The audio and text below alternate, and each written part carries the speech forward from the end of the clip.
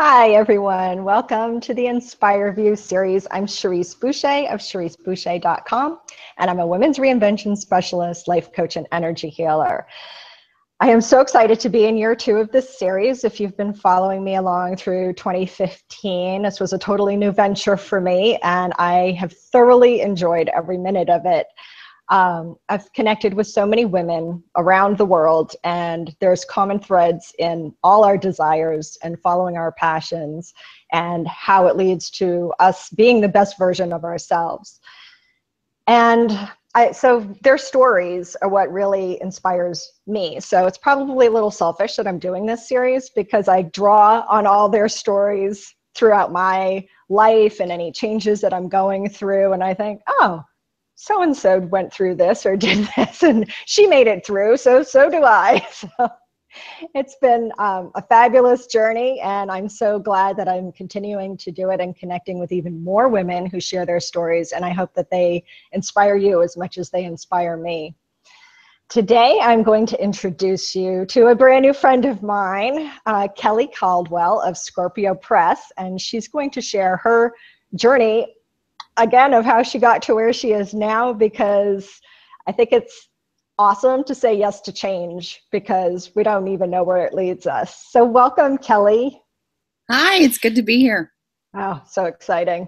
So I love your story and how similar actually kind of our stories are. So Yeah, exactly. and I feel like this has been a big theme lately, actually, kind of really tuning in and listening to what your passions and your strengths and your gifts really are and going in that direction, because it's so much easier than resisting or trying to go Oh, against the yeah. grain. Yeah, absolutely. Even though we may feel we want to go in a different direction, I feel like it's sort of like a big rubber band around me sometimes, where it's like, oh yeah, you can stretch a little bit, but boing, Yeah, or yeah, taking you agreed, back to agreed. what you're good at.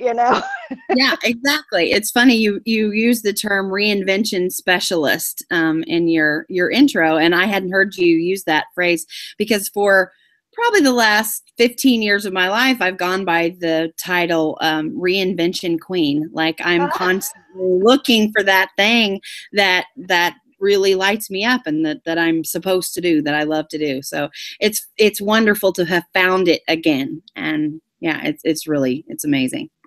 So now you've got this boutique style Yes. publishing Yes. services. Am I saying that right? You're saying that about right. It's a brand new baby business for me.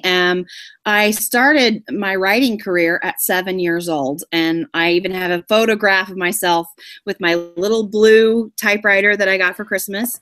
And my mom was appalled. She didn't understand why I didn't want dolls, but I didn't. I wanted a typewriter. I won a contest in the local fair for a book report that I wrote, and I got to get up on stage, and I got the ribbon, and so then I think life has a way, especially for women, of kind of putting you or the decisions we make put us in situations where following our passion is just, it seems really hard. And then also when you become a mother, for me at least, it felt really selfish to do something that I love. Like it Yes. felt super selfish of me to want to write, because everybody knows you don't make money when you're a writer. Quote, all these lies, these things that kept me from following my passion. You don't make money as a writer. You'll never make it. All that negative talk of, like, you got to get real here. Stop being so self-absorbed. Nobody wants to hear your stories. You need to just be a good mom. And so that's what I did.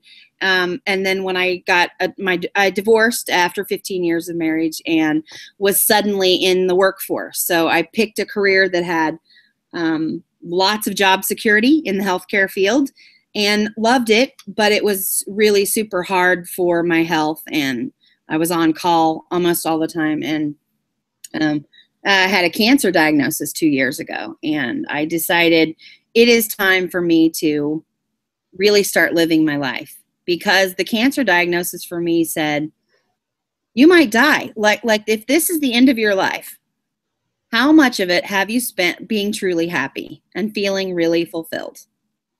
Yeah. And that's when I decided this isn't it. I'm not sure what it is, but it isn't this.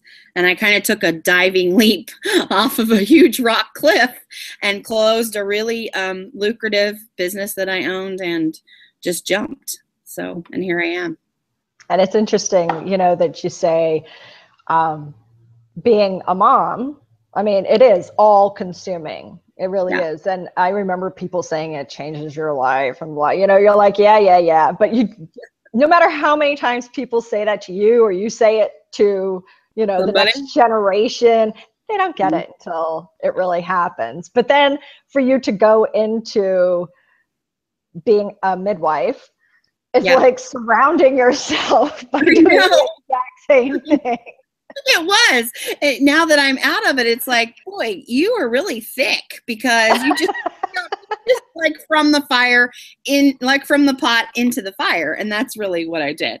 I mean, I made good money at it, which was different. You don't get paid for being a mom. But essentially I did a lot of mentoring, and I loved working with the women and hearing their stories, and lots of single moms and young moms and old moms, and, you know, all the women and their stories.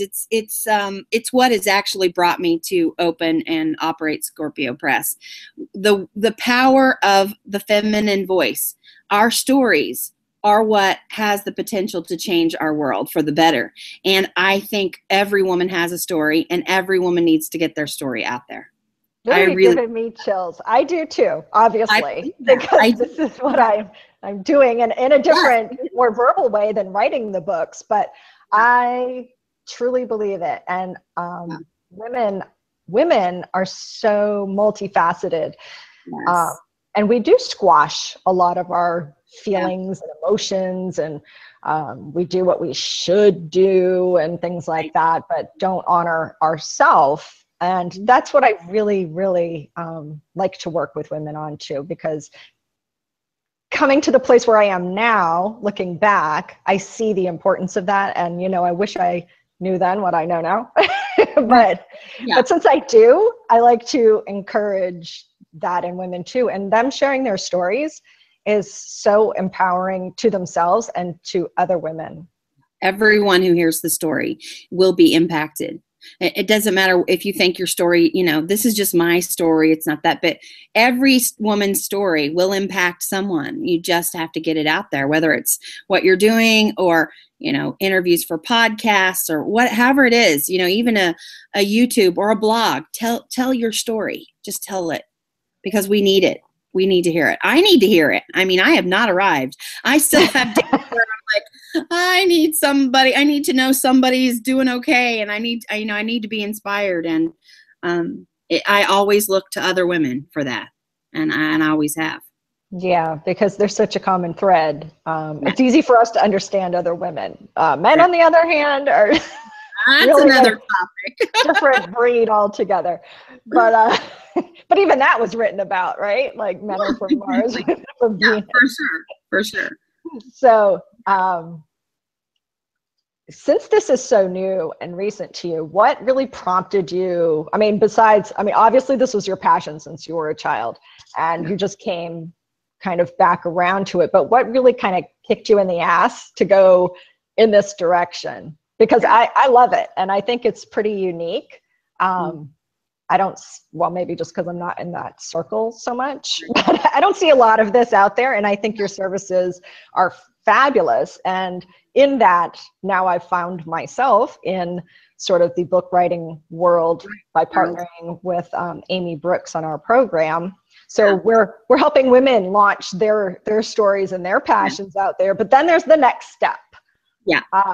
So I wrote a book during my midwifery career about vaginal birth after cesarean. And that's a whole political conversation about healthcare and women's rights. And it still pisses me off that you have to ask permission for how to give birth. But in the US, you still really do. And in a lot of ways, you still really do. So I collected stories from women who wanted to attempt a vaginal birth after they had had a cesarean. And doctors were saying, no, you can't have it. You can't. We won't let you. So, and then in the 90s, it kind of came around, and it was allowed again and popular even to have a vaginal birth. So I just kind of offhandedly started collecting women's stories about how their vaginal birth after a cesarean really empowered them. It healed them from some traumas, even unrelated to birth. There were powerful stories. So I published that book of stories. I self-published it. Like, I had to buy 1,000 copies, and I used a big chunk of money, and I never got my money back from the original sale of that book. But it's in, several libraries, and it's a resource, because those women, they're moms and they have young kids, and the likelihood of them writing a whole book on the one experience is pretty slim.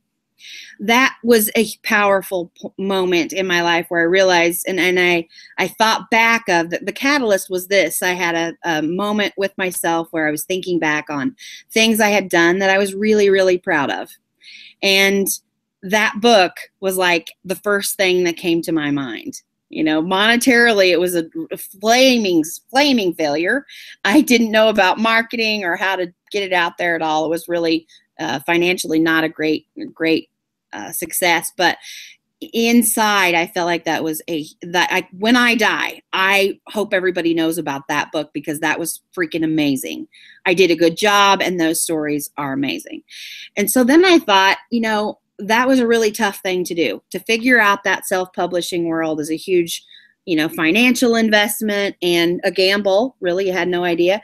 So then I started looking at what's out there. There are a lot of book coaches out there, a lot of great book coaching programs like yours, a lot of good individual book coaches, and that gets the book written. And then now what? And the publishing world has changed quite a bit in the last 20 years, in that most of the mainstream publishers want writers to have an agent. So after you write the book, you have to find an agent willing to represent you. And you have to find the agent. Like, you can't just hire them. They have to love your work and want to represent you, which is a challenge. So you've got all these steps. And I really think that asking someone's permission to tell your story is crap. I do not think women should need to ask permission to share their story with the world. Exactly. I love that. I just think it's just a load of crap. And I think it's a very male dom. And I know that up until now, the gatekeepers, as they're called in the publishing world, have definitely shaped our society based on the books that they allow to be published.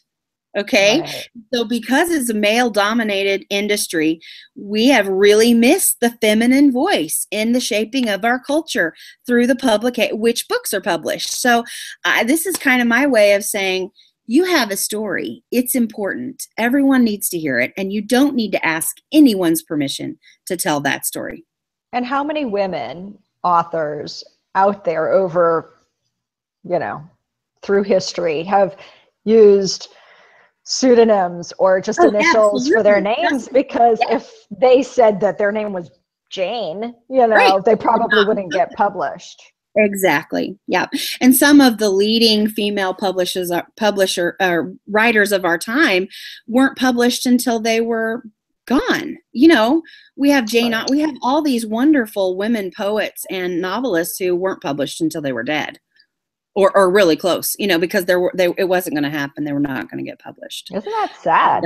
It is really sad. There must be books about that too. How empowering I bet that those women, if they're watching now, from the other side are like so proud that they were really the founders and the leaders to make this so available and that the women have come so far. And we have come so far, and there are a lot of women in the publishing industry. So I don't want to say that it's this horrible, heavy, dark, sexist. It's not. But I will say that there are more male publishers and editors than there are female. I've done the research on that, and there are. And I think the reason now that women's stories are hard to get published traditionally is not because there's a factor of that we're women. It's that they don't they just don't understand the voice, that intuitive that women are writing about now. Their intuition, they're writing about, mindset and all these new ways of thinking about things that the publisher and even some of the agents, they just don't really get it. So that's the perk of working with me, is that I get to know you and what your message is. I have no investment other than to support you to get your message out. Scorpio Press doesn't keep royalties. I don't work that way at all. The marketing's totally up to you. But my singular investment is that your story gets out there in the way that you want it to be presented. That's awesome. So when people come to you with, they come with like their finished manuscript, rough manuscript, like what stage is their manuscript at? Well, so far I've had a little of each. I've had things as rough as a Google Drive that's full of notes from someone's phone, and that has turned into a beautiful ebook that's going to be launched on the Kobo. I just recently secured the right to publish on Amazon Kindle, but also Kobo and Nook Press. So now all the ebooks that Scorpio Press publishes go out on all 3 platforms. But that little Google Drive full of notes is just a gorgeous, beautiful, very strongly messaged ebook. So, and then I have somebody who sent me the manuscript, and there's really nothing to do but interior design, format, and let them pick a cover. I mean, so yeah, it comes like all the. That's awesome. That's great because, a lot of people probably get overwhelmed with the book writing process where they don't start, Right. Our personal stories to us don't feel like a story.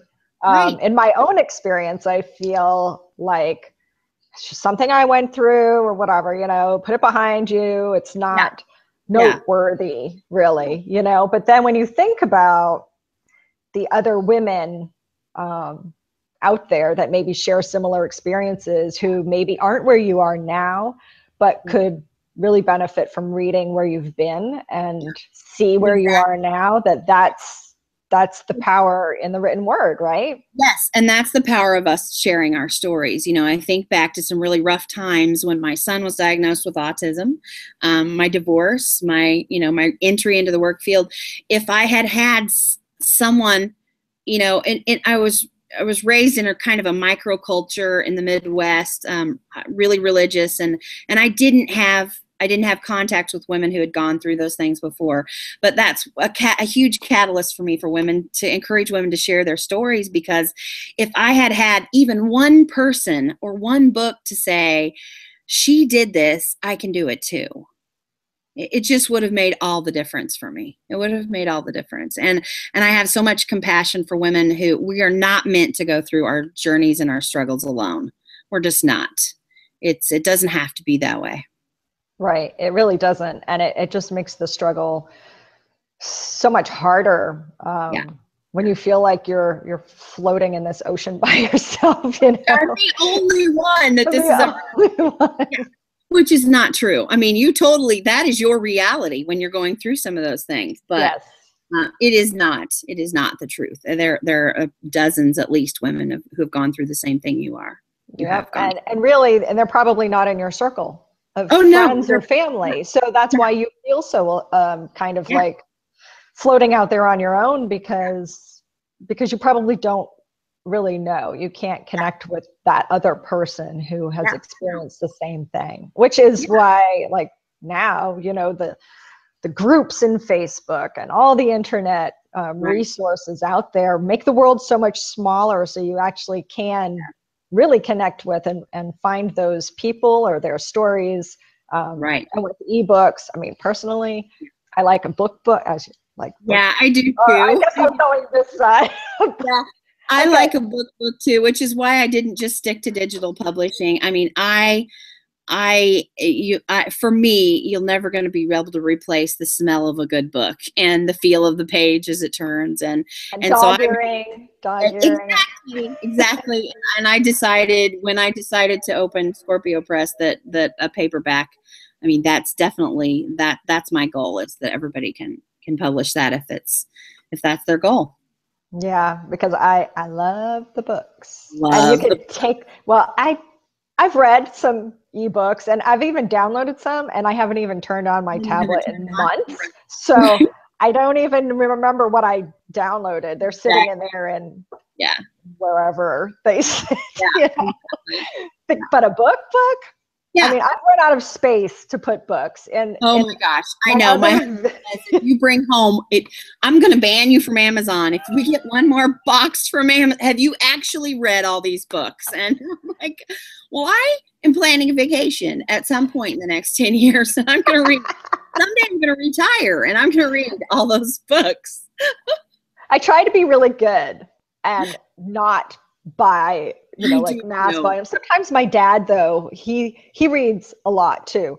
So he'll collect some books that he's read that he knows that I'll like, and then he sends them to me. And so then I've got like 5 or 6 more books that I have to ruffle through my piles to see which ones I've read or haven't read yet. But I'm constantly reading ever since, gosh, I don't even know, like elementary school. I've just been an avid reader. Me too.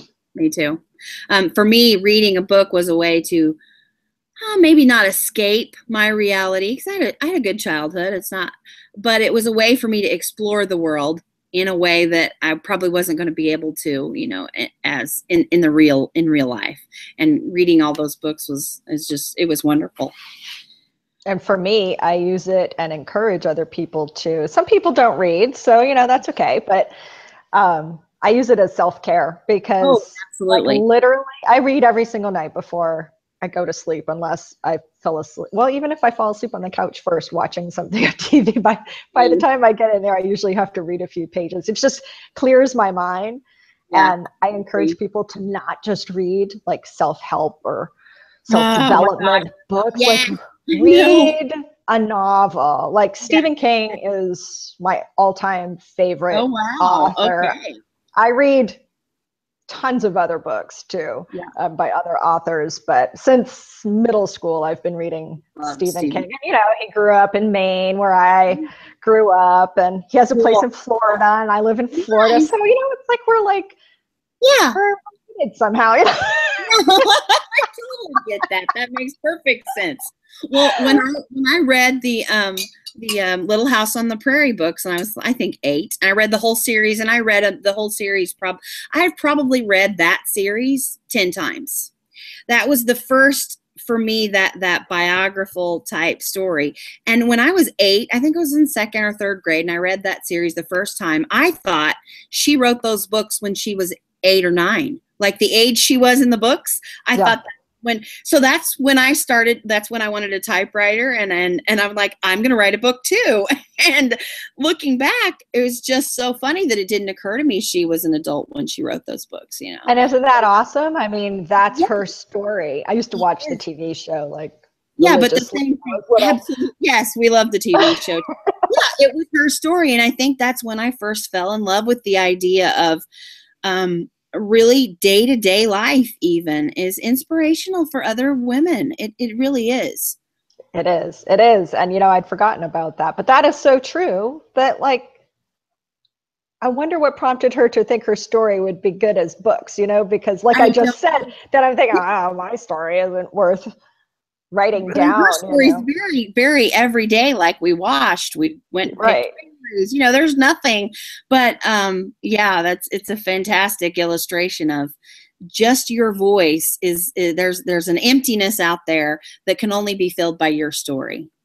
I know, it's amazing. And how many little girls those books. I mean, I had a friend growing up, her name was Christine, and she like you, she read those books I don't even know how many times. She reread and reread all of the Little House on the Prairie books. I always had one with me. And I didn't really start hiding that until I was about 14. I was a total nerd about everything Laura Ingalls Wilder. And I look back, I'm like, what the heck? Yeah, I lived on a farm, but I pretty much did the things she's talking about. So it wasn't that. She was a friend. I mean, I knew her. She was somebody I knew. And it was a real relationship that I developed with her. And it was fantastic. It's still one of my all-time, she's at the top of my top 5 female writers. That's fabulous. And I can't think of the name, but of her name. the author who wrote like the Yaya Sisterhood books and Right. Crowning Glory. Yeah. Like those books, I reread. Yeah. I absolutely adore, and I wish she would write more. I wish I could remember her name at the moment, but I can't. That's been my theme these past few days. I can't remember people's names. I'm terrible with names. I always have been. I love her books because of the relationships of women. And it's one of my all-time favorite movies too, The Divine Secrets of the Yaya Sisterhood. I love it. Yeah. But it's so real. You know, it's the bad and the ugly and the good and the very real relationships that women have. And it doesn't make you feel like that's surreal or anything like that, but it's stories that connect you and draw you in. It makes you feel normal. It makes you feel like your life is okay. I'm normal. I don't, you know, I am part of something. And that's a powerful message, especially for younger women. And then I think we find it as a young woman, and I found it through those books and friendships that I had, and then somehow lost it, and I'm finding it all over again now, and in deeper ways and really wonderful ways, because everybody who's contacted me about their book, like, I'm not kidding you. If I could do it for free, I would. I'm like, oh my gosh, you have to write this book. So the first question is, tell me your story. Tell me about your book. And at the end, I unequivocally, every single time, you have to write this book. And are they jazzed about it, or are they? Oh yeah, they still have that mindset like I do, like it's just a story. You know, I think they come into it because it is, it's pretty overwhelming task. I mean, it's a pretty big leap to think I'm a housewife and I think I'm going to write this book, or I'm a coach and I coach. I'm not really a writer, but I have this story. So it's a big leap for you to, and it's wonderful for self-growth. I mean, really wonderful for self-improvement to write your story down and have that first person read it that says, this is fantastic. So yeah, I think at first they start off the call with, I don't know if this is good or not. And I just want to tell everybody it's good. I don't have to know you. It's a good story and it needs to get out there. I think that is so encouraging. Yeah. It really is. And I'm hoping that it is. Oh my gosh. Yeah. And to have that acknowledged that part of your life means something. Like it wasn't just something you had to trudge through, or it could have been a super awesome experience too, you know, that's so uplifting to read about. You know, like you cheer somebody on because they went through something like that, or it's amazing. It's a core need that we have to feel like we made a difference, and that somehow we are special. And I want to tell every woman that they're special. And I tried to tell myself that for years, but if writing a book is on your bucket list, if it's back in the back of your head, then you have a story that needs to get out there, because not everyone dreams of writing a book. That's not on everyone's list. So if you think you have a book, then you do. You do. Yeah. It's never been on my bucket list. I've had, gone to mediums and psychics and tarot readers and things, and a couple of them have said that. And I'm like, I don't think so, right? And so recently I've been sharing more about my personal life, and I've been encouraged to write it in some way, shape, or form. And I still struggle with, because I've made it so small. Yes, for so long. Yeah, you minimally expand. And to make it into something meaningful or relatable or deeper than my, paragraph. Just remember it down to. Just remember that you're not writing a how-to book. This isn't a manual for whatever it is you got. Women, your reader will want to know how you felt. And that's something that women excel at, is richly and vibrantly explaining their emotions through the process. And that's what readers want. They want to connect with you, and that's easy. We women can talk about our emotions all the time, right? Sort of. I'm like not a person who likes to cry or anything like that. And so It's interesting. I don't do that in person. Like, that is not me. I'm not a hugger. I'm not one of those very emotional. But my goodness, if you read, my journals and my own memoir that I'm writing about kind of my life, it's full of emotion. It's really easy for me to write about it. And it honestly, for me, that comes from a lifetime of shoving my emotions back, of not being able to express. So now, once I gave a medium for that, it's like, blah, it's all coming out. And it's amazing. It amazes me how it comes out for women in beautiful ways.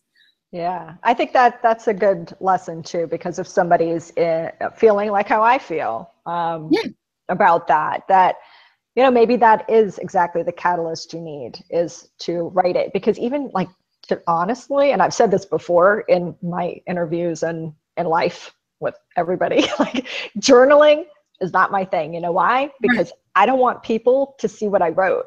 So that could be part of my resistance to writing anything, is because it's very personal, and it's very, very personal, and I don't think everybody on the planet needs to know what is in my head. But yet, if you keep it all in your head, how are you really truly letting go of things or moving on or anything like that? Yes. So there's different ways to look at that, I mean, individually, you're not maybe processing it all and really giving voice to all those emotions by just keeping it small.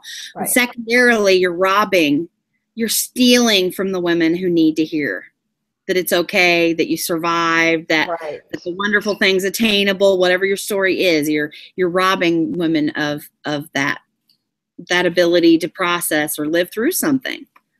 Exactly. It is really that. I really think it's that serious. That's serious. Sorry, I really think it's a big deal for women to share their stories. I really do. Shame on you for keeping your shit hidden. Share all of it. I know. And that's hard for me. I'm not sitting here saying I have put all my dirty laundry on the line, because I have not. Let me tell you, that is the biggest struggle. I have children and I have family, and, we all have that neighbor or that woman we go to church with or whatever. Like, oh my gosh, if this book actually doesn't end up in the 99-cent bin at Barnes & Noble, what if they read it? That's the thing. And it is a struggle. It is a struggle. But I just have this core it's part of most of what drives me, is that our stories are important, and somebody out there needs it. Yeah. Somebody out there needs it. Even if it touches one person that reads your story and is changed by it. And you may never know. You may never know. You never know. And if no one ever reads it, well, we'll even go that far, because I'm one of those type A's that play out the worst case scenario. If no one ever reads it, and you have this paperback copy of your book, I'm a bit of the archaeological and history buff too. Someone will find your book, and it will offer a piece of history of what it was like to be a 21st century woman. And this was a piece of that history. And if you don't write it down, if you don't tell it, it's gone forever when you're gone. Yep. Man, you're making me feel guilty for not writing now. I'm sorry. I feel really passionate about this, obviously. Like, I've already gone to the archaeological digs with your book. Right. Well, I've thought of that too, because, I'm thinking, and Stephen King doesn't only write scary books. Oh, no, I know. Yeah. So, because a lot of people are like, oh, how could you? I'm like, he's got an awesome detective novel out. Yeah, well, it's a trilogy right now, and I'm like dying for the last one to come out. I think it's not till June. When I found that out, I was like, what? That's a nightmare. But I think, what if something, happens, and like, there are archaeological digs and nobody knew anything about this time, and they're reading like The Shining or Christine, right? And they're like, what? Well, I'm gonna add a whole nother layer of responsibility on you here. Okay, are you ready? Okay. So for the last millennium, the female voice has been missing from the history of our culture. Just like we talked about in the beginning, because they wouldn't publish it because you're a woman, because women, weren't even allowed to write or read in the 1st and 2nd centuries. Very So true. here we have this opportunity. We have no excuse. We have no excuse. If the feminine voice is missing from our culture in 1,000 years, it's just because we didn't do the work. And God, Yeah. I just want to beat myself up for that. It's meant to inspire you. I'm a firstborn. I'm sorry. Everything comes off a little bit like a little harsh, and I don't mean it that way. I just well, want you prefaced it by saying, I'm going to lay something else on you. No, I'm sorry. I'm sorry. I was prepared to have something laid on me. Shame on you, Cherrise. And every other woman out there. No, I'm saying it to the underlying message is that you are important and your story is important. And I just gave you all those reasons for why it is. And I truly believe that. I really, really do, because I think we've covered every aspect of why it is so important. And I hope that by people watching this, there's no transcripts for this video series. They will be inspired to actually get off their ass and write their story. Right. And it can be simple thing. It doesn't have to be like a 700-page novel. No, not at all. Not at all. The Girl on the Train, that was a self-published book. I mean, it's on the top of all the charts, and it's sustained its position there. And it's a small book. I mean, it's a small book for all intents and purposes. So yeah. And when you hire a publisher and an editor like me, you don't have to worry about the details of the editing and the polishing, and you really, that isn't your job. Your job is to tell your story. And so I would encourage women too to not, there's a saying here in my family at least, where you don't have to eat the whole bale of hay, just give them one leaf at a time. Just write your book, which is what your program, encourages authors to do too. Write your book, and the rest of it really isn't your job. It just isn't your job. That's nice. That's a nice way to put it. That's so that's really, it's the truth. Okay, it really my is the truth. Job is to put my thoughts on paper. We think about the big ones, like Melissa Gilbert. Don't think for a second. I read her book, Big Magic, which was a huge catalyst for me to go with what I love to do versus the safe job. And in her podcast series, she talks about, don't think for a second that my book got published the way I wrote it the first time. The first time my editor saw my book, that is not what they published. So compare yourself to Melissa Gilbert, one of the greatest writers of our time for women, and she doesn't publish her first manuscript. That's not what gets printed. So don't think that the bar is so high that you have to write this perfect book, and that's somebody else's job. That's somebody else's job. Yeah, that's an important aspect of it too, because we do tend to, whether we know, even if we know it's not good for us, we do compare ourselves to others, and we don't see the background. We don't see what happens before where they are now. So I think that's important to note that, how many iterations there must be of some books before they actually get into your hands. Absolutely. Absolutely. And how many books Melissa wrote that never got published, Right. So, and that it's important too. And we talk about that too, that even don't think that everything you ever wrote is wasted, because just because it made it to the cutting floor for one book, that can be scooped up for another book. Absolutely. Yeah, absolutely. You see online marketers do it all the time, and you see women entrepreneurs. So you have several blog posts, and that stuff gets repurposed, of course, and reworded. And it's the same with a book. It is the same with a book. So what you think could be you're like, oh man, we're cutting out so much. And you're like, but you can make something else out of it. It's never lost. It's never lost. No, it's never lost. And it's never wasted. I love that. I would just think, I just had like a thought in my head about, the bloopers that come off of a reel, when they make it to the cutting floor, and then I think sometimes the bloopers are the best part of a movie, Exactly. And that's a perk to bypassing that traditional publishing route, is that you get to decide what your message is, and you get to decide exactly how it's presented to the public. And that is very powerful. That is a very powerful thing.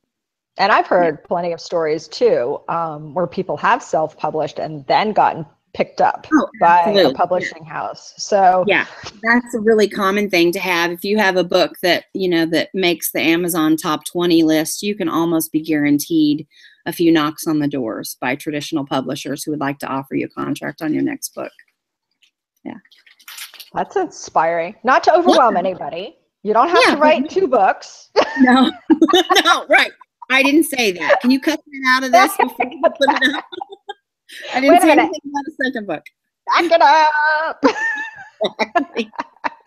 Yeah, exactly. Yeah, but how many people have written 1 book and they're like, phew, done, right? And then they're like, I think I have something else to say, or another aspect of something.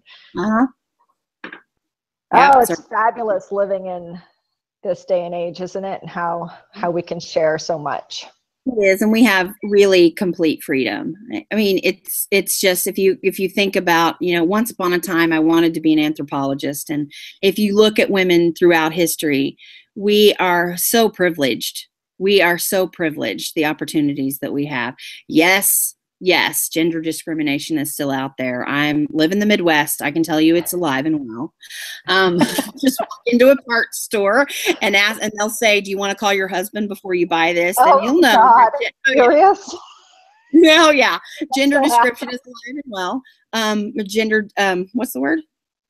I said description, but discrimination is alive and well. But we really are so privileged to be able to give voice to our stories and do really whatever we want. We really can. Yep. I love it.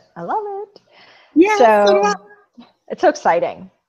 I think we're going to have more conversations for sure. I would love it. As things evolve and your business booms, because I know it will, because it's such a relief to hear that all you have to do is put it on paper and then send it to Kelly.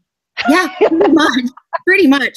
I'm your fairy godmother. You like your fairy book mother. We make it pretty, and I work with some great graphic designers for your cover, and it's a really pretty laid back experience. Once you've written the book, that's where the blood, sweat, and tears is. And when you're finished with that, you really don't experience that again until you get your payments from your Amazon sales, and your client base goes up because you have a published book. And really from then you get to start reaping, the rewards of the hard work. Because writing a book is a hard job.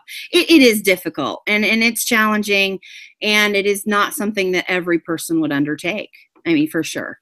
Even though there are fewer barriers to having a book published now than there ever have been, it's still a big undertaking. So I want to give huge high five to any woman listening to this who's writing a book, because it's a big job. It's a big job. Right.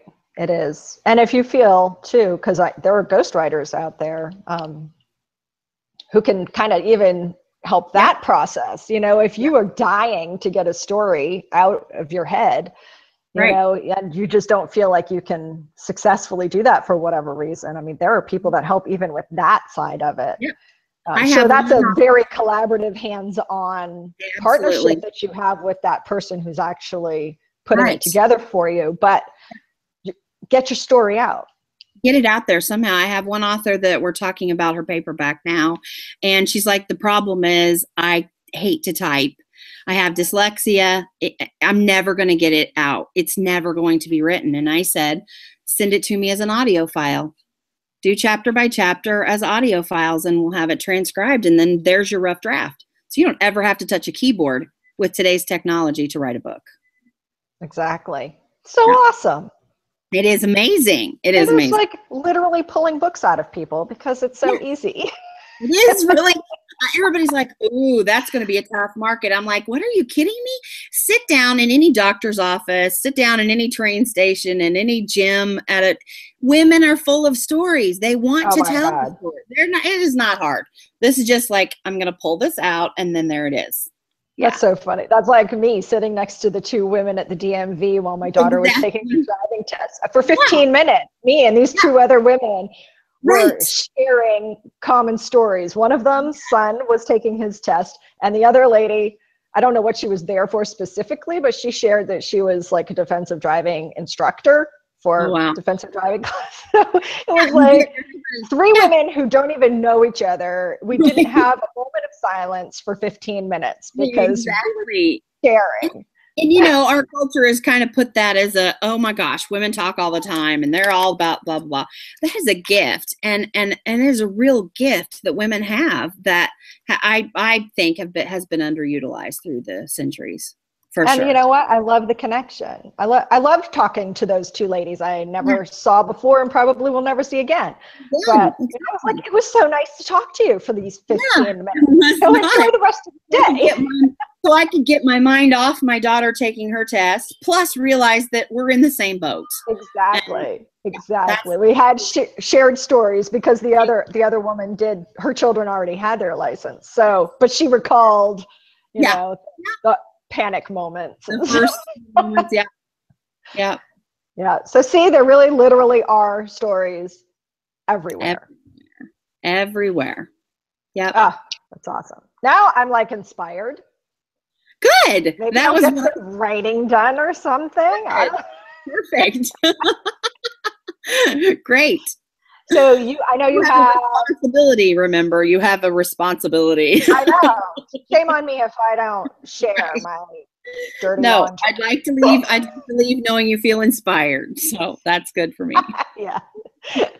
And I'm sure everybody else who watches this will too, because and I think it's so timely that we chat about this, because it feels like in both of our lives right now, there's a lot of this happening with the stories and the book writing and everything. So, and I've seen a lot of it out there in other posts or other, you know, Hay House was doing a thing, you know, like all kinds of stuff. It's like out there, write your book. Maybe it's a sign. I'm like, I'm seeing it everywhere. Write your book. And I'm like, why is everybody talking about writing books? My spirit guides are like, Cherrise. Exactly. Maybe there are signs for Cherrise. There's probably one around me right now going, duh. You know, you're a little slow, Cherrise. A little slow. My gosh.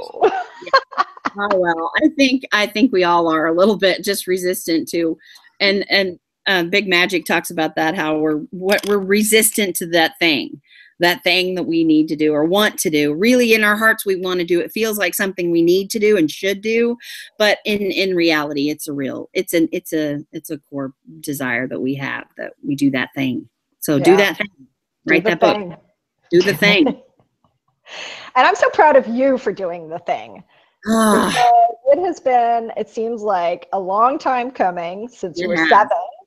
Yes. And to actually acknowledge that thing and how it comes around. I mean, I can't even tell you how many people talk about that too, and how it just circles around and it circles around. And sometimes it flies around like those vultures. I know. It's probably not the best thing. But you know, the vultures who fly around, they fly around. And they finally land on what they're searching for, you know, and it's, how many times is this passion of yours going to fly around before it finally lands? And you're like, oh yeah. Duh. I feel like, like there have been signposts my entire life. And I think it is, when I talk to a lot of different entrepreneurial women and just women in general, and it's sometime you will hit this moment where you say, wait a minute, I have to decide what it is that really lights me up, and then you go do that thing. And there's this beautiful synchronicity. Sometimes life puts you in a tiny little box where you have no options other than doing that thing. And sometimes it's, sometimes for me, that's what happens because I'm a little thick-headed. I'm a little slow. But then you're in that tiny little place where you have really nothing else to think about but what would make you happy. And I think that thing that makes us happy is our thing. I really do. Totally agree. So tell us about, I know you have an offer, free gift. Yeah, I do. Share that because I don't have that in front of me right now. No. Okay. So for the month, I know that people will be watching this after March, but for the month of March in 2000. No, because it's going to be this Tuesday. Okay. So for the month of March, I have my $1.99 ebook. And I have a few more spots available for that because it is just me and one designer that I hire. So your ebook, it doesn't matter if you have an audio, if you've recorded notes, a Google Drive, whatever, you send it to me, and 2 weeks later, your ebook is live on Amazon for purchase. That's awesome. Yeah, $1.99, which is insane. That's awesome, all around. Yeah, it's like, yeah, and yes, you can buy it now, and you have up to 6 months to use that. So I've had a couple authors take advantage of that. Like, I don't have it written, but I know I need to, and it's on my list, so I'm going to buy it now. And any size ebook? I mean, is there like up to 20 pages, so somewhere around 10,000 words. If it gets more than that, then I'll have to transfer some of the copywriters, and the proofreaders cost to you, but it's minimal. It's not very much. So yeah, and honestly, I think a 20-page ebook is about right for entrepreneurs to publish. I think that's about right. You get more than that and you lose people. It's because it's not a real book. It's not a tangible book. And I really think that does well. So you can do that. And then I have a quiz because a lot of women really are stuck on the idea of, should I self-publish my book? Why? Why should I do that versus wait for that hay house, find an agent, do it big? So if you go to thekellycaldwell.com, there's a quiz you can take that really there are only 5 questions. It's really fast. And it gives you a percentage of whether, how closely self-publishing matches your goals for your book and your business. Wow, very cool. Yeah. So that has been super helpful. It was helpful for me. And the same questions I ask myself. And I talked to a couple agents when I was looking for my book a few years ago. And they said, I don't think you want a publisher. I think you want to self-publish because I trust myself with my story, and I didn't want it to be changed and moved around a bunch by a publisher and editor. And so, yeah, so that little quiz is tons of fun. And of course, then if you opt into my newsletter, pretty much every week you get a PDF on marketing your book. So, awesome. And that's easier than you would think. Marketing your book's easier than you would think. Awesome. Well, yeah. Thank you so much for joining my series. And all this information that Kelly put out there too will be on my website. So links will be there at CherriseBoucher.com under the Inspire View Series 2016 tab.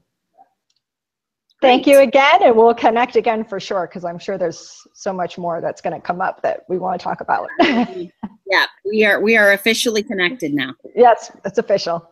It's official. Have a great rest of your day. Yeah, you too.